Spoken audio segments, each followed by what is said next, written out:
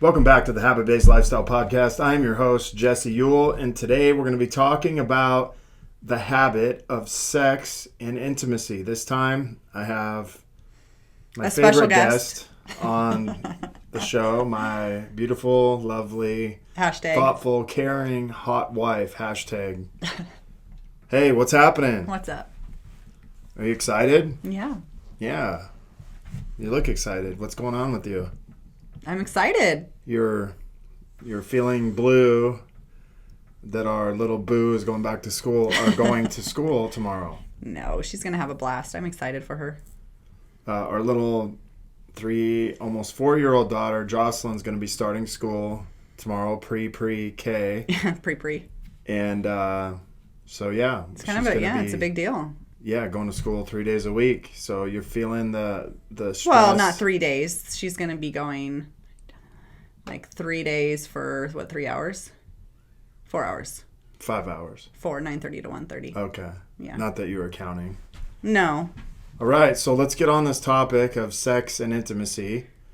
Well, let's talk about my thing that really I want to talk about on our podcast, because I want everyone to go back and listen to the podcast that you did with Sexy Susan, I think is her name, or Susan the Sex. Yeah, so if you guys are listening to this, if you go back 5 episodes, we had an episode with a sex expert, Susan Branton, and today we're just going to talk about it from kind of like listening to it and then applying it into our lives. And, sex and intimacy in many of the couples that we talk to is an uncomfortable conversation, and it's not one that we had some like blueprint on.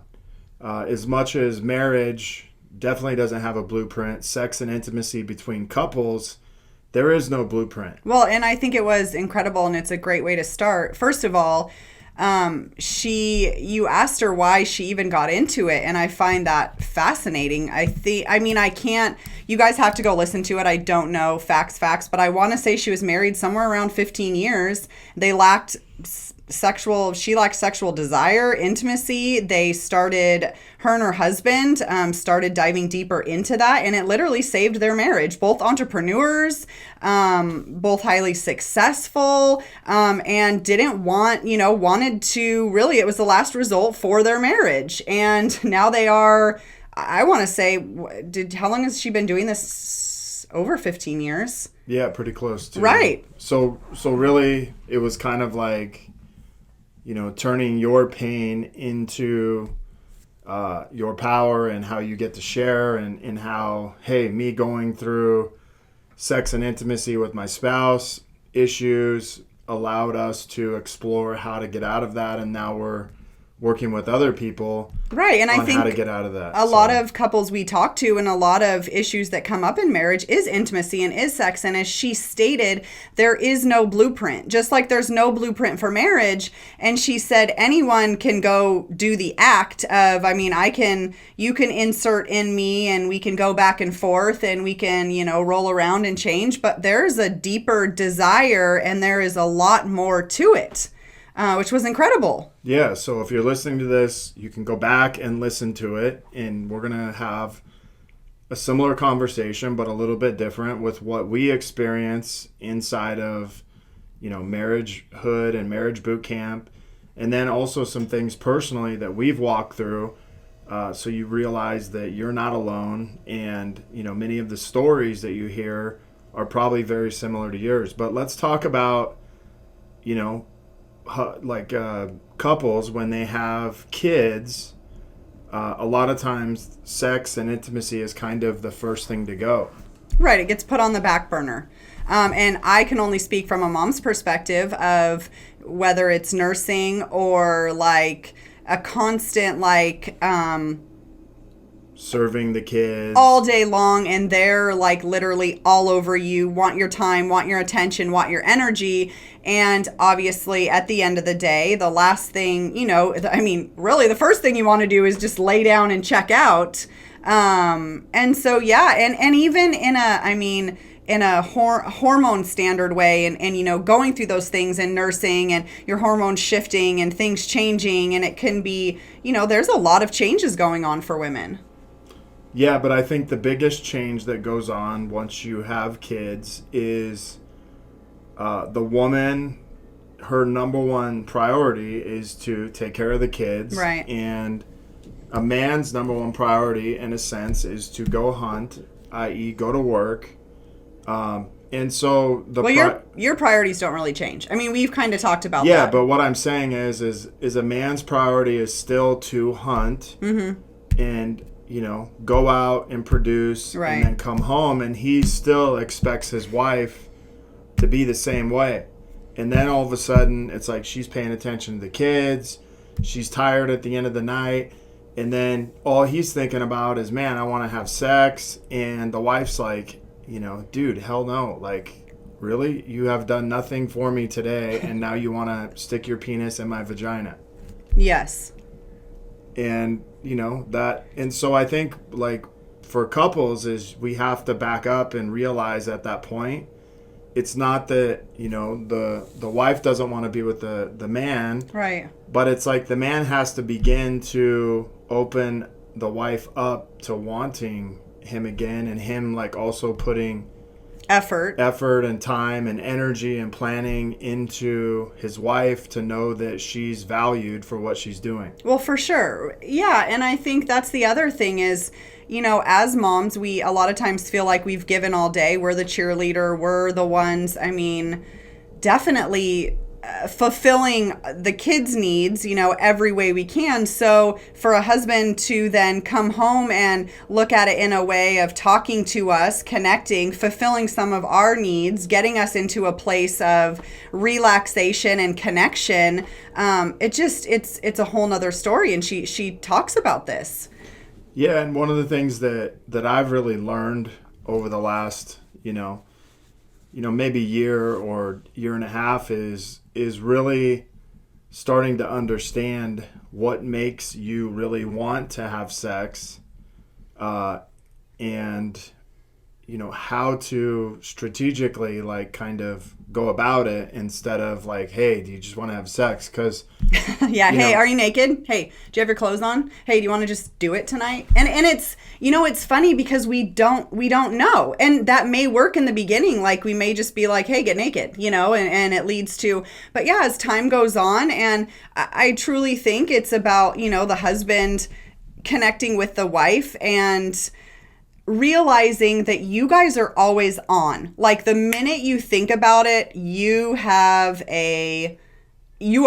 on, and it's like, okay, let's just go. But it takes us a lot of times, not all the time, a little bit more time to get to that place, you know, and to get our thought process and to clear everything out of our mind to get to that place, to really go there in a sense. And one of our biggest things, you know, we a lot of times talk about is the man really wants to feel wanted and loved. And we talk about, you know, even initiating and who's one to initiate. And a lot of times in our marriagehood, this comes up, and it's actually a common target that they set, that, okay, I'm going to initiate this many times a week and you're going to initiate this many. But it was really interesting listening to Susan share that the masculine energy is really the initiator because you guys are always on. And it's crazy because us women, and I've talked to many of the women, it's almost this guilt we feel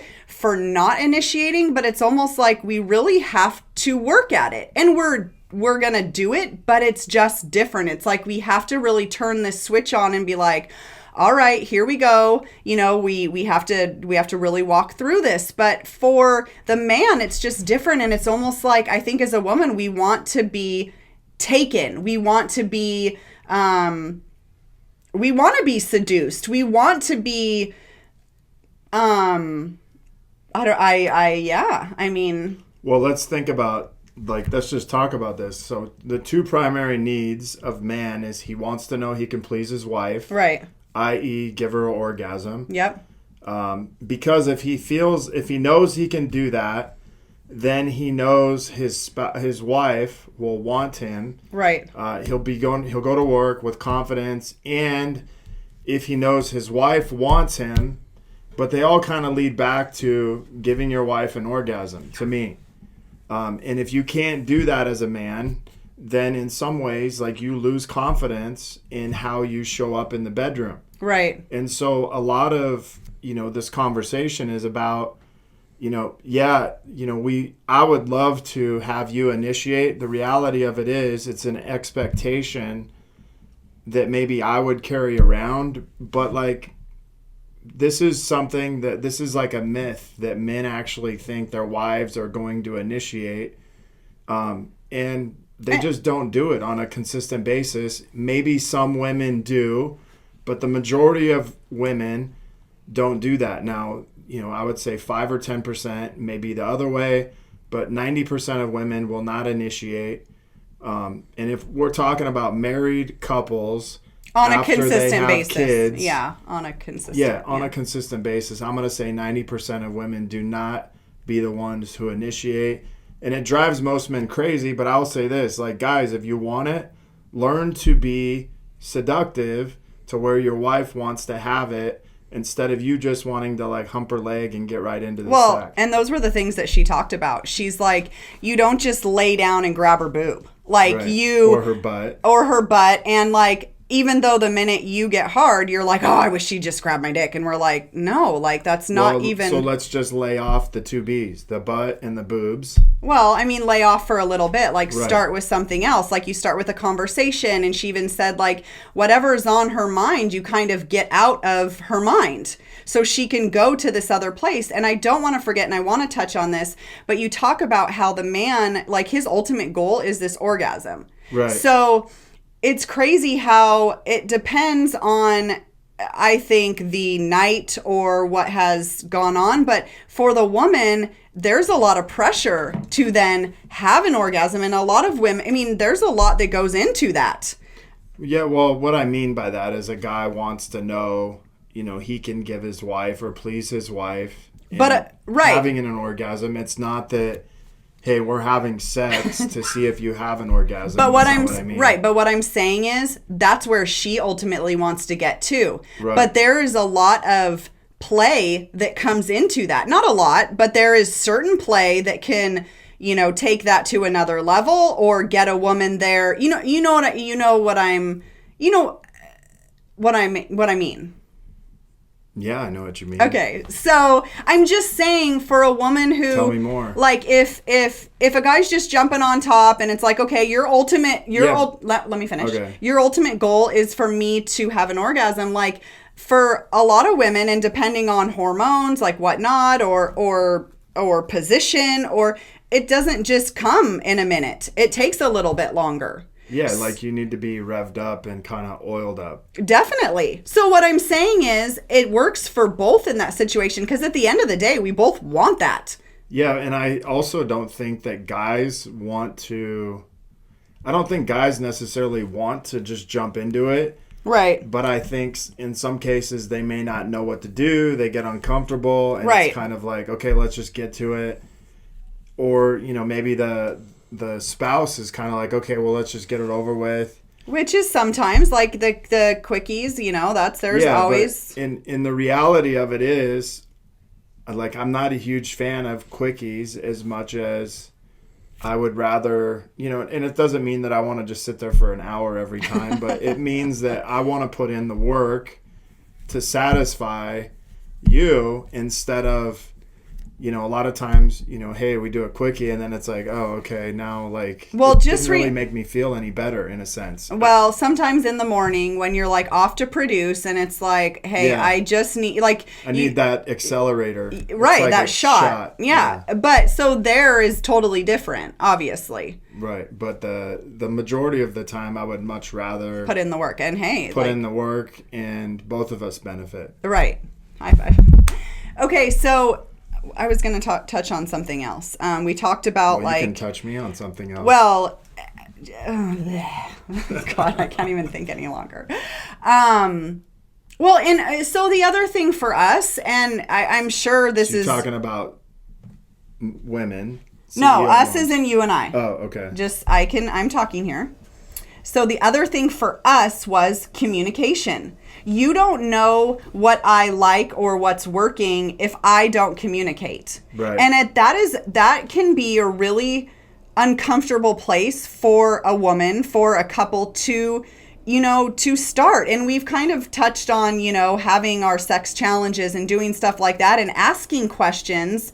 But I think that's another thing that couples really need to talk about more. Yeah, and so what that is, in our program, we call that feedback. Right. Offering up feedback and having a safe place to where you can be like, well, you can touch me here and I like it, or don't touch me here because I don't really like it.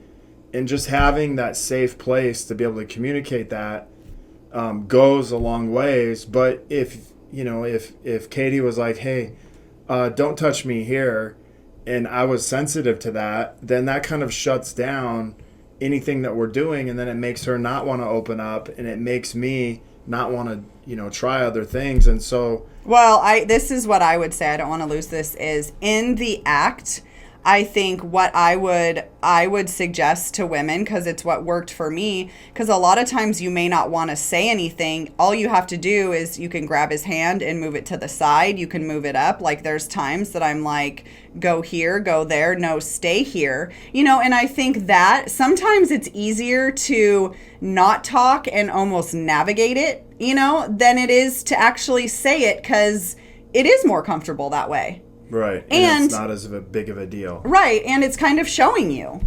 Right. Yeah. So this podcast and what she touched on, and it was just truly incredible for me to listen to a woman speaking, like for one, just being the one interviewing her and being so interested in this, and that to me, it was a complete turn on that you're invested in learning this for us, for our marriage, and then us together. Like there's things that we can do to work towards our sex goals. Our sex habits. And also the other thing that I thought was incredible that I shared with some girlfriends was the more comfortable and confident sex is, the more you want it. The more comfortable it becomes to have it more often, But when you're, for instance, the woman struggling with a position or an orgasm, or a husband struggling with getting her there, and the lack of communication, it kind of puts up a wall to have sex. Yeah, or even a husband not being able to have a full erection. Right. Maybe a husband not feeling like he's confident in giving his wife or in pleasing his wife. Or pain. There's a lot of things that I have talked to women and girlfriends. They're just like, oh my gosh, it just hurts, so I don't want to. And it's like, I mean, talk about that, share that. But it's such a hard, tender place to go a lot of times. Yeah, I would say, for this, if there's couples listening to this and some of these things resonate with you, realize that one of you is probably going to be the initiator. Yes. And it doesn't mean the other person doesn't want it. It just means that you're going to have to learn about seducing the other one into wanting to have sex. But it also means that you're going to have to start doing some planning and preparation involved. One of the things that we've started doing, and we've even started incorporating into Marriage Boot Camp, into our Marriage Hood group, is having a weekly play date where it's like a scheduled day or scheduled night where you have sex, sort of like a date night. But the point of it is to have fun and to do something different. It's not to just go up in the bedroom and lay in bed and have sex and then go to bed. It's to actually plan some stuff out. It's to put it on the calendar, but it's still, to be spontaneous and to have fun. Well, and one of the things we also do, and I think it's really connected us and our couples, and it's fun, and it almost gets you to this place of it's almost this out of body experience, but it's the soul gazing, and it's literally, we have the Juve light, which is a red light, in our bedroom, and we sit in front of each other with our clothes on, not naked yet, and we look in each other's eyes for 2 minutes. We just look at each other and just quietly, and it's pretty incredible where that takes your energy without touch, just looking. So let's think about this. So intimacy is into me, you see. Right. And that is really what intimacy is. And so soul gazing is a practice that we do where we teach this. But again, like we do this in our bedroom. We have a red light. It's like the red light special, like the old TLC song. But as funny as it is, it's like that 2 minutes is where we begin to connect on a completely different level. Like I said, into me, you see. And if you think of intimacy, that's what intimacy really is, not into me, with you like put your penetration. It's, into me, you actually see me at the soul level instead of seeing me at the penis level. Right. Well, and the other thing too, I think, as we talk about, maybe your day at the office and what you've walked through, and then me with the kids and coming home and putting them to bed. And it's like this energy that just, it connects. So it strips away all that stuff that you've dealt with that you're kind of wearing, and it brings the two energies together to kind of just like dance, but in a very let's be honest, soulful way. For a masculine and feminine, like we have to learn to kind of dance to make things work. Otherwise, it's like we get stuck in a place where we're like not moving, but it's like, it feels really hard to move. And then it's like, okay, we shift out of this, and all of a sudden our energy begin to kind of dance around and move with each other again. But there's times where it feels like we're dancing, and there's other times where it's like we don't know how to dance. Well, right. But I truly think, like, in the looking in your eyes and just quiet, like it's just energy. It's like whatever we're putting off, it's not speaking, it's none of that, which usually when the different energies come out. And the other thing that I thought was really incredible, a lot of times when I think about intimacy or setting up this intimate night, we think about candles. Right. We think about there was none of that. And I was like, wow, like we really don't need those things. Yes, they're like added, but there's so many other levels of intimacy that can lead you up to, having an amazing sex night. Play date, making love, like connection. It was just an incredible podcast, and we're really just starting to practice some of, she has daily things you can practice. I would go and listen to it. Literally by the end of this podcast, no joke, she was talking about, Jesse had gone to get Bubba, and I was just kind of like picking stuff up in the house. And so she's talking to Jesse about like how you even hold your woman, in the beginning, like and she starts talking about like Jesse's shoulder. She's like, and with your upper body, and literally I'm like, oh my God, like I'm literally like ready to go right now. It was incredible to listen to it, to get this advice, and to be like, wow, it's so true. Yeah. So if you guys are listening to this, this is, a huge topic for couples, married couples, especially married couples with kids. And this is something that comes up all the time in our groups, and it's really a place where we haven't gotten super comfortable talking about this as couples, but we want to continue to open up the conversation, open up dialogue to make it okay to talk about this. And the other thing that I'll say is this: just because you have sex doesn't mean that you're being intimate with your spouse, and it doesn't mean, just because you guys are doing penetration, sometimes we may call that vaginal masturbation, but like, well, and even if it doesn't feel like a connection, there is a way to get that. And I know, Jess, we tend to talk about couples, but I have girlfriends that also want one day to meet their significant other, and they're definitely into their feminine side, and so this doesn't have to be like, you don't have to walk through this or listen to this podcast just if you're married or whatnot. Like, there are men and women who would benefit single just by knowing these things, which I think is absolutely incredible. Yeah. So do you have any final words? You always do this. Well, what about your final words? Maybe you should have some today. Yeah, I like yours. I just think... Okay, I got one. Oh. Instead of, getting right into the act, if you're a male, or, maybe you're a supercharged, female, and you like to be the one to initiate, like, take some time to, like, slow down and really get to know or find out what your spouse really wants, how they want it, and, like, what they like before. It's kind of like, if I know what my wife wants, it's much more easier to give that to her than guessing. And when it comes to sex, nobody wants to guess. We want to know exactly, what you want, where you want it, how you want it.